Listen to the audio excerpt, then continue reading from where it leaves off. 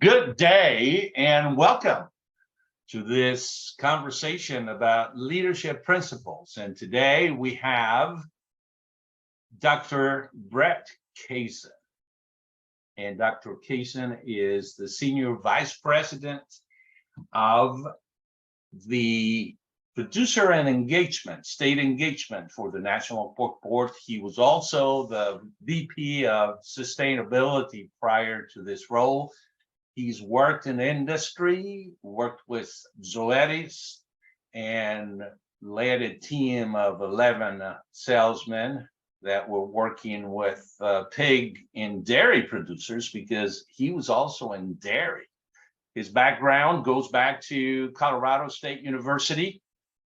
He's got a couple of degrees and very scientific, but then he's in charge of impacting the pork industry, impacting the consumer perception of our industry. Dr. Kaysen, welcome and thank you. Yeah, thank you for the opportunity. I'm excited, Orlando. You have a lot of options in which you can choose to be on your podcast. And so when you reached out to say, would you be involved? Just honored to be with you this morning on a topic that I'm really passionate about. So thank you for having me. Thank you, sir. One of the things that I noticed right away is how approachable you are. And that is something that it's hard to find. We have so many demands for our time. We have so many things that we're doing, and it's just hard to get a hold of people sometimes. And I reached out, and basically you responded to me right away. And it wasn't, we've known each other for a couple of years, but I felt important for one thing. And then I felt that you were on your game because you actually responded within, I think, a couple of hours when I sent you that message. How do you do that? What kind of magic do you have that you're able to do that? It's funny you bring that up because one of my colleagues this past week says, Brett, how do you respond to these people, all the people you're networked with, in a timely fashion? And I think we as leaders and professionals all probably struggle with that challenge, right? Orlando, to your point, time is our most valuable resource. And the more advanced you become in your career, the higher you go up the ladder on the leadership levels, the more that's expected of you. So it's not magic. It's not magic at all. It's a discipline and a dedication to. And then, to be quite frank, it's early mornings, late nights, long hours. And in my role as a servant to the industry, 60,000 plus pig farmers, 42 state pork associations, it's my job to respond in a professional and timely fashion. And I don't do it well all the time, right? I'm sure there's times some of your listeners will say, well, I sent them an email and it took 3 days. And that's legit too. But it's something I pride myself on, is that immediate response as quickly as possible from a professional and personal connection. Well, kudos to you, because it's not easy. So early mornings, late nights, and here I was thinking, with your position, I mean, you come in around 10:30 to work, leave by 3 o'clock. Depending on the weather, you might even go golfing, right, for the afternoon, 3-4 times a week. Is that about your routine on a daily basis, Dr. Kaysen? I like your comments, Orlando. You and I sat on a bench at the World Pork Expo a couple of weeks ago, and I think you said something, it's 10 o'clock, Brett, it's time for your nap, and we both laughed. Yeah, you're going a couple places, and early mornings, late nights, and when you have a senior VP title, the expectation is different, right? I mean, the title means something monetarily. You've probably advanced in your career, and I would say there's a lot of people that want the title, Orlando, and they want the paycheck, but they're not quite sure that they want the daily grind, right? And this is not an 8-to-5 job. And for instance, I'll give you a real example. I landed at Des Moines Airport last night at 8:30 p.m. after being in Buffalo, New York all week, right? And then you fire up and you come into the office, and we do it again on a Friday. And so those daily habits are important. And back to your time commitment piece and response time, if you don't create a structure that works for you and your family on a daily basis and still flexible enough to modify, I would argue you're not going to be as successful. And so you have to find, and for me, those quiet times, early morning or late at night, to just be able to focus on the work, whatever the work you're leading. Because once you get into the throes of what most people would call business hours, the distractions are coming at you constantly, right? And All the time. yeah, all the time. And with technology, we've become more effective and efficient, but we've also ramped up the notifications and the availability to leaders. And so you've got to set some guardrails and some discipline around when can I really get deep and wide and focused in the hard work. And for me, a lot of times that's early mornings and late nights, sometimes weekends as well. A lot of times weekends. Dr. Kaysen, I hear you saying self-discipline, consistent self-discipline. Do you have a set daily routine that you follow, a structured, and of course you have interruptions, and I'd like for you to also expand on how do you deal with interruptions as well, but do you have a set daily routine that you follow? Yeah, I'll start by taking a step back on self-discipline that you mentioned, Orlando. And this podcast is all about leadership, right?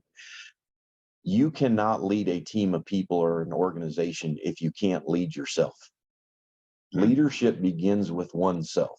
And part of that then becomes what I've engaged in as a daily routine. And mine is not magical. It's not written down other than mentally. And it's some fundamental basics on try to be routine in when you are going to get those 2 feet of yours to hit the floor and run, right? And for some folks, that's 4:30 a.m. For some, it's 5. For some, it's 6. Pick your time, because we're all biological creatures that are wired differently, right? This truth about some people are morning people, some people are evening people. But I try to be routine in when I hit the floor, right, and get going. And I try to be routine of when it's time to unplug and unwind and go to bed. I think those are fundamentals that we don't talk enough about. When I taught freshman seminar at Colorado State University in the animal science department, you've got these 18-year-old kids coming in with really big eyes and big dreams. And I said, let me see if I can help you here. Step 1, get plenty of rest. Step 2, physically work out. And step 3, manage your diet. And I'm not the ideal body of that, right? And I'm still working on that as myself as a person. And some may say, well, Brett, that's fundamental basics. Well, those of us in the pig industry that did chores this morning, make sure you're keeping your pigs hydrated, make sure they've got a good nutritional balance, make sure they've got a great environment, right?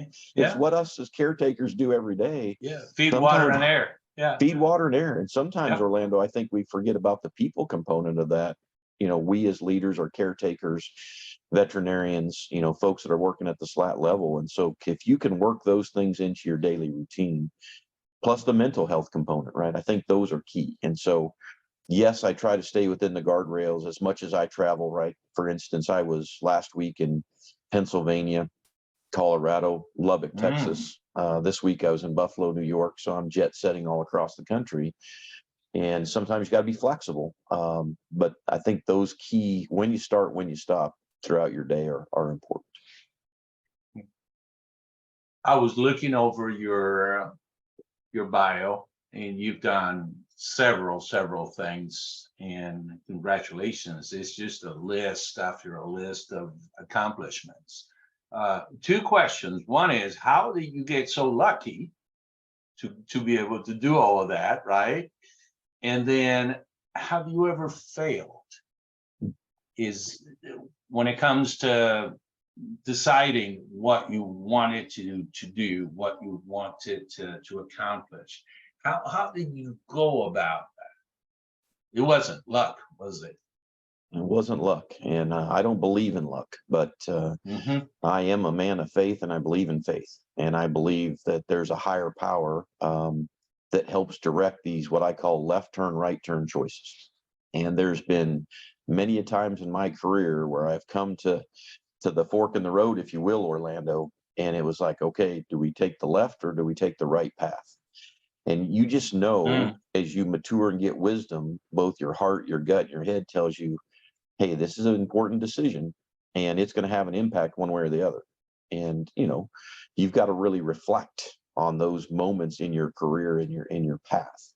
And those are, I don't think those are luck. I think those are deliberate, that first you get to that place of an opportunity, and then you decide what path.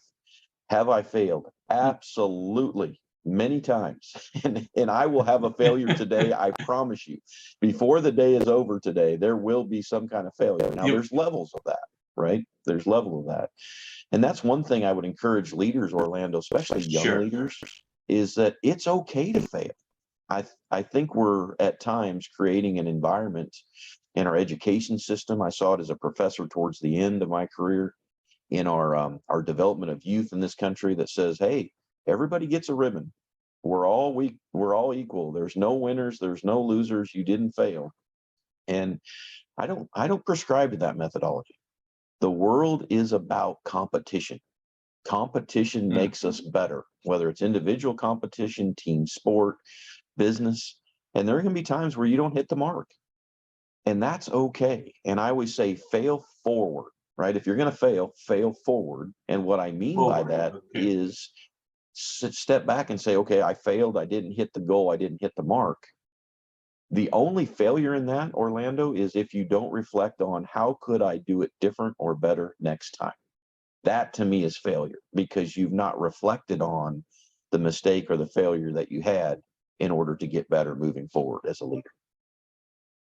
We're talking about mindset, and having a mindset of, okay, it happened, and what's going on in your brain as you deal with some of this? What's your mindset? What's that internal conversation that you have with yourself? What does it sound like?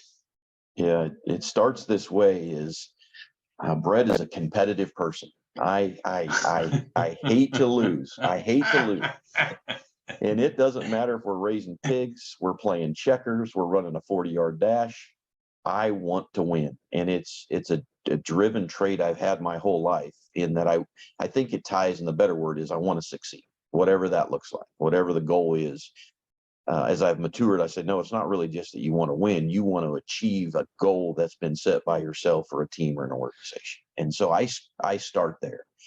And I tell myself, we will do everything we can ethically and morally to achieve this.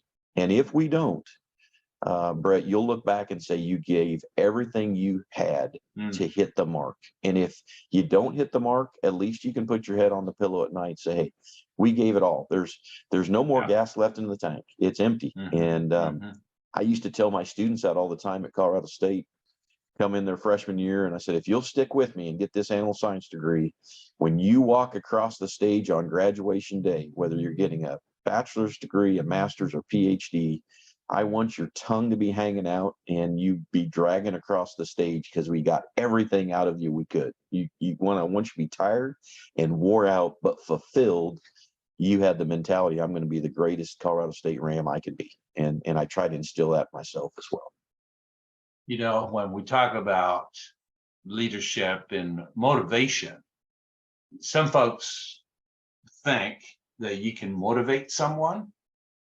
I don't think you can. You can help people motivate themselves. How do you work with youth, for example? How do you work with the producers that you work with? How do you work with your staff? How do you set the table so that they can motivate themselves and reach the goals that, in a way, you're setting in front of them, that they decide where at the end of the day they're going to accomplish? How do you do that? That's one of the funnest parts of my job, because one day I may be in front of an 8-year-old 4-H kid that's showing a pig at a county fair, and their group, right? And we're talking about nutrition. The next day I may be in front of a group of producers that age and range from 57 to 82, and we're motivating them on biosecurity. Those audiences are very different.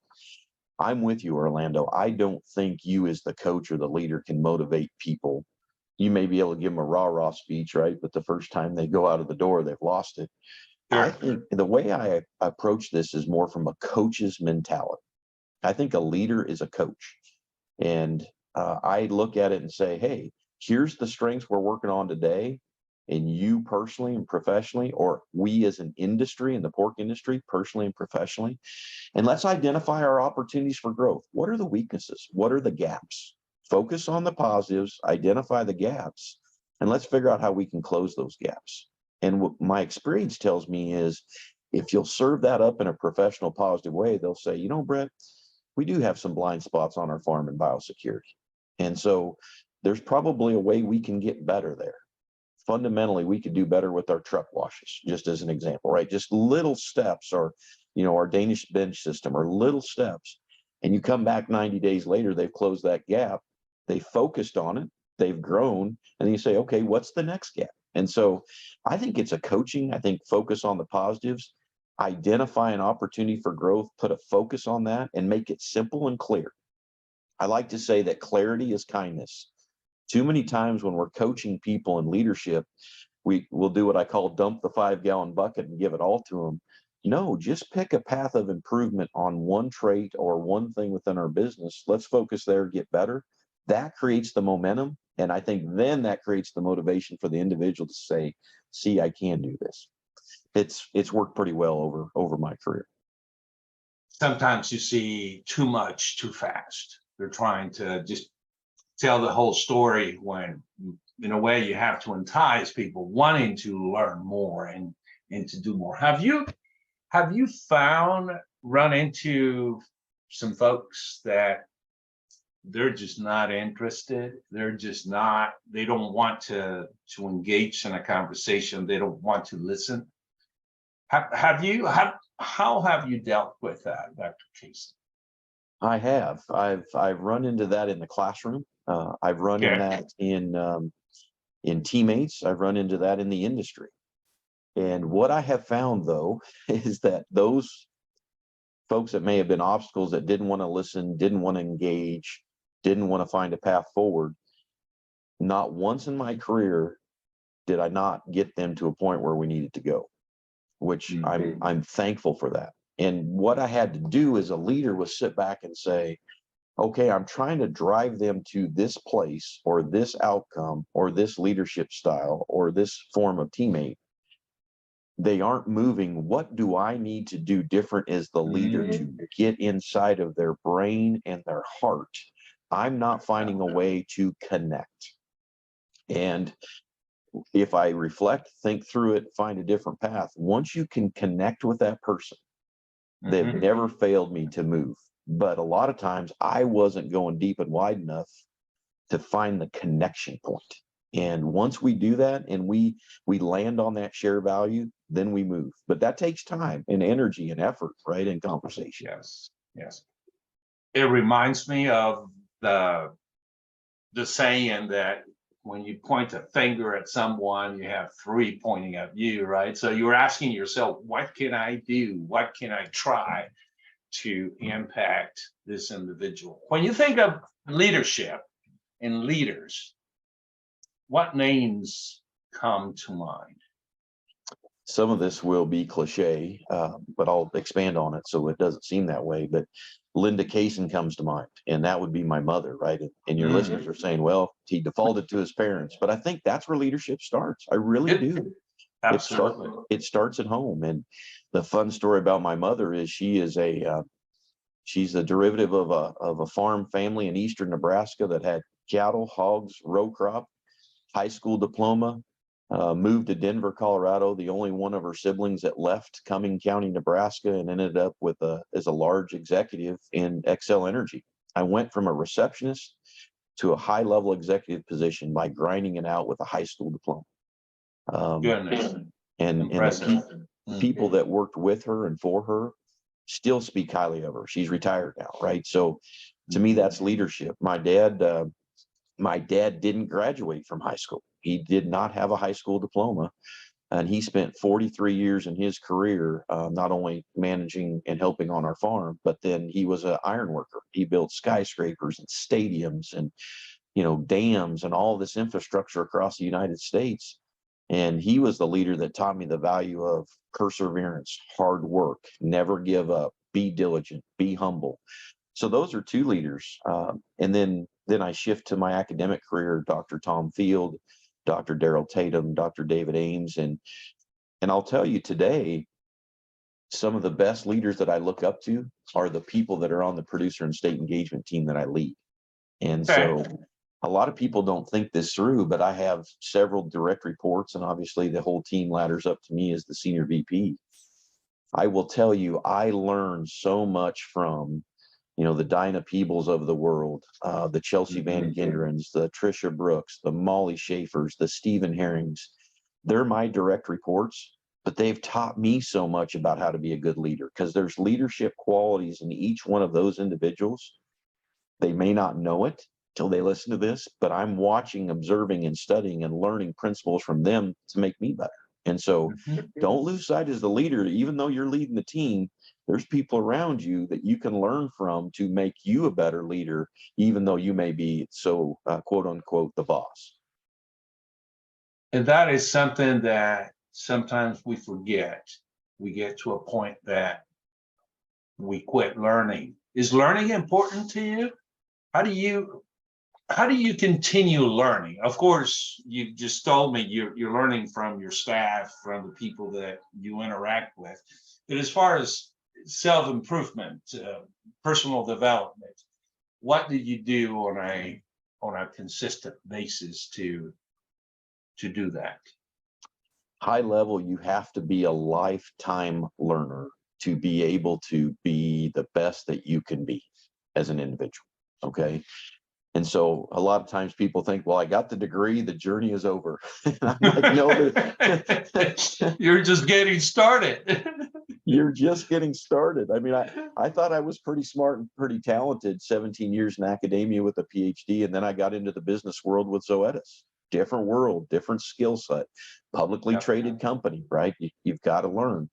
I thought I was pretty smart, being on committees and on the National Pork Board of Directors before joining the staff. Well, that's different. You join the staff and now you got 60,000 plus bosses. And so what do I do? I'm gonna share with you, if you allow me, Orlando, reading a book on the way back from Buffalo last night to Des Moines. Quick. Please do. Please. I'm a big fan of John C. Maxwell. And I listen to a lot of his podcasts and I read a lot of his books. And his latest book, in page 13, he leads this way and he says, President Harry S. Truman said, not all readers become leaders, but all leaders must be readers.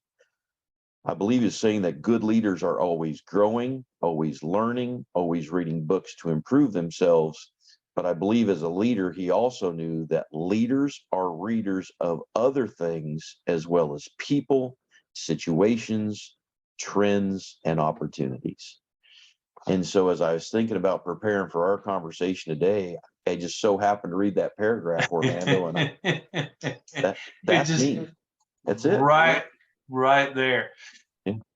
I think Mr. Maxwell has written 88 books, I believe, and ones they asked him, so how do you do it? And it's all about the same.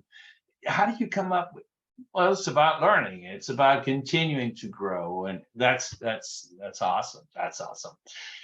Dr. Kaysen, you have a skill that I did not know you had. And as we were at the World Pork Expo, I was standing at one of the tents, and then there was an event honoring our friend Ernie Barnes. And then I hear like an auction going on. And then I looked up and it was Dr. Brett Kaysen. I don't know what you were auctioning off, but you sounded pretty professional. Tell us a little bit about your history as an auctioneer, please. Yeah, well, we'll start by saying what a tribute to Ernie Barnes, right? That has been so dedicated to our industry for so long. Oh, goodness.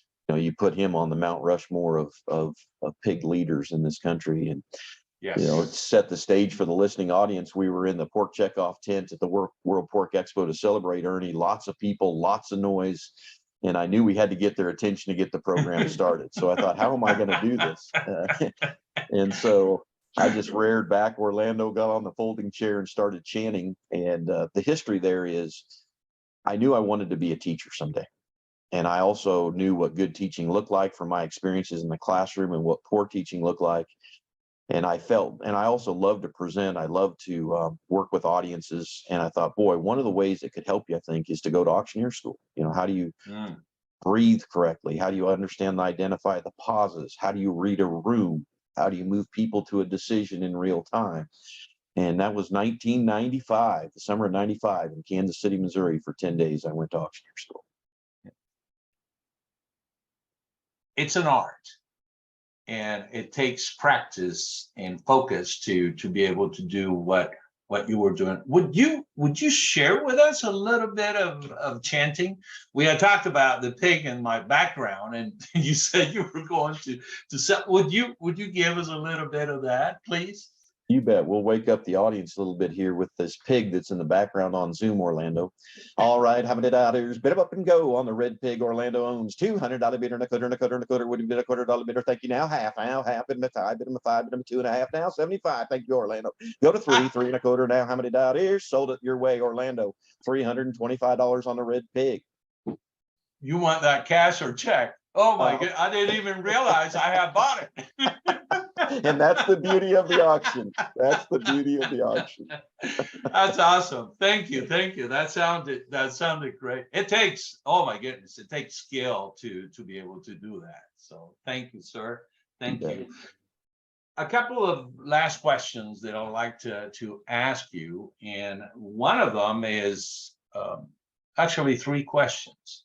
If I were to ask you to fill in the blank, and we would say to be a leader is to blank, what would you put on there? To be a leader is to serve and care.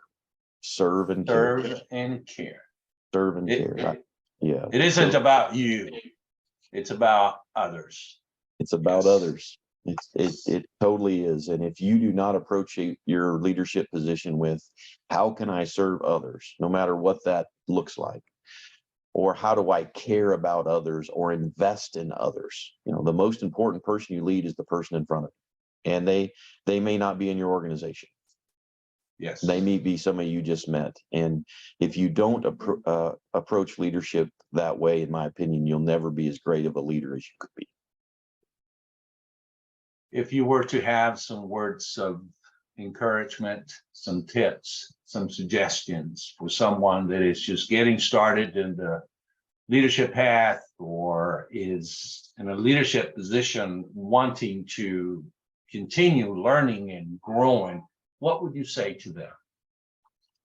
Yeah, I'd say a few things, and it goes back to an earlier comment that I want to reiterate. One must be able to lead yourself well first before you can lead others. And I think that's a journey, Orlando, without a destination, because there'll be traits that I refine in myself as a leader that I said, I think we're getting good at that, but boy, here's a blind spot we need to work on. And I'm always talking to myself about that. How can you do better? So lead one first. The other thing I would say, you don't have to be a leader of a team to be a great leader. I've seen a lot of great leaders that were individual leaders that didn't have a title, a leadership position, or on the leadership team that were great leaders. And they may be on the farm every day, all day, grinding it out with no fancy titles, but they lead others to persuade them in a vision in which they have. So don't lose sight of that. And the other thing I think we lose sight of is leadership is a discipline. It is a study.